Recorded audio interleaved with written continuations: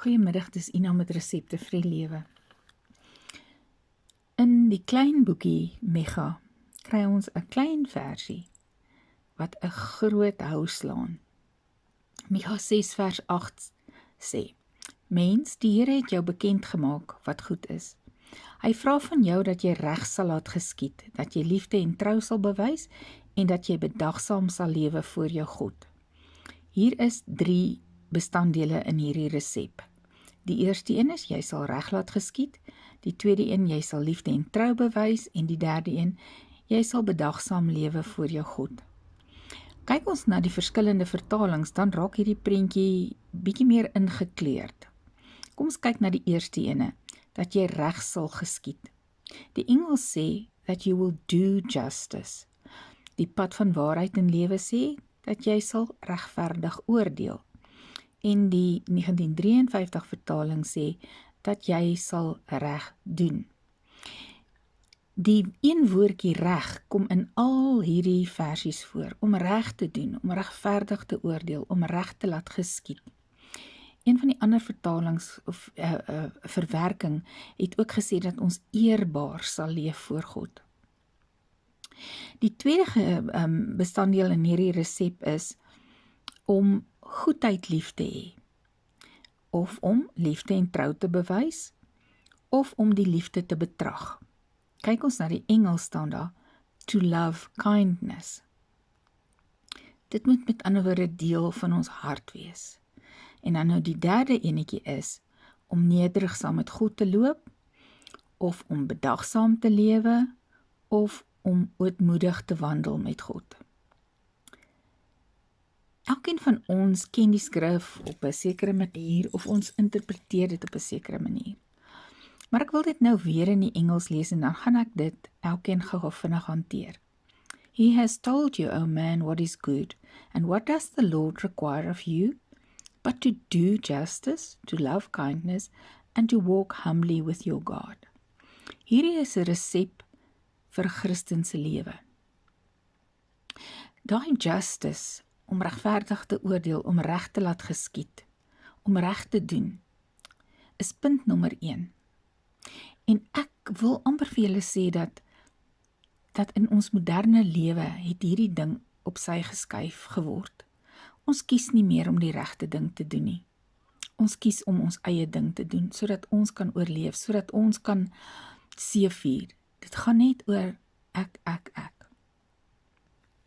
Iemand het eendag gesê, vir die bose om te seëvier, beteken dit dat goeie mense, regverdige mense, dood eenvoudig niks moet doen nie.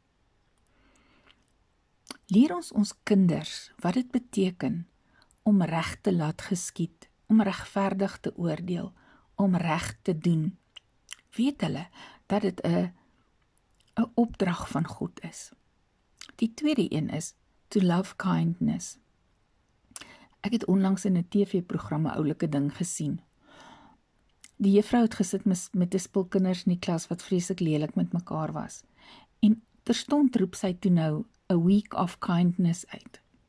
En in daardie week moes die kinders ietsie gaan doen om kind te wees, vriendelik te wees, goed te wees, vir hulle maatjies, maar ook vir die mense in die dorpie. Kom ons gebruik hierdie les, en ons leef elke dag as a day of kindness, en ons kyk vir wie kan ons goed wees, vir wie kan ons vriendelik wees, iemand wat dit dalk nodig het. Dalk is dit 'n lekker ding om vir ons kinders te leer, as hulle lelik is met mekaar. Let's make this a week of kindness, en ons kyk, hoe oulik kan julle met mekaar wees. En dan die laaste ene, om nederig saam met God te loop.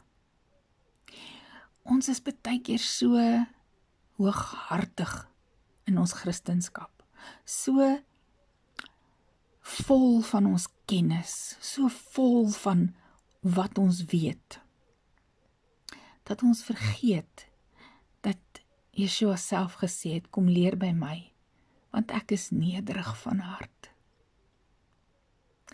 Wat beteken nederigheid? Dit beteken iemand anders se lewe weeg swaarder as myne. Hy het gesê ek het gekom om te kom dien. En hy roep ons om te kom dien. Hy roep ons om ons alles voor hom neer te lê, nederig te wees, nie hoogmoedig nie altyd die beste wil hê nie,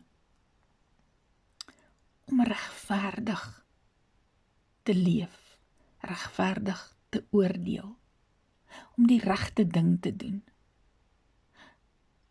om kindness, goedhartigheid lief te hê. Dit alles maak van ons nederige kinders van God. Mag jy, my boetie, my sussie, in hierdie week wat kom, soveel geleenthede kry om kindness, goedhartigheid uit te deel, dat jy nie sal kan wag vir die son om op te kom nie. Mag jy weet wat dit beteken om nederig saam met jou koning te wandel. Mag hy jou oë oopmaak vir die onregverdige, vir die onreg, en mag hy vir jou maniere gee om reg te laat geskied, om die regte dinge te doen, en veral om regverdig te oordeel. Kom ons kyk na die lewe deur God se oë. Amen.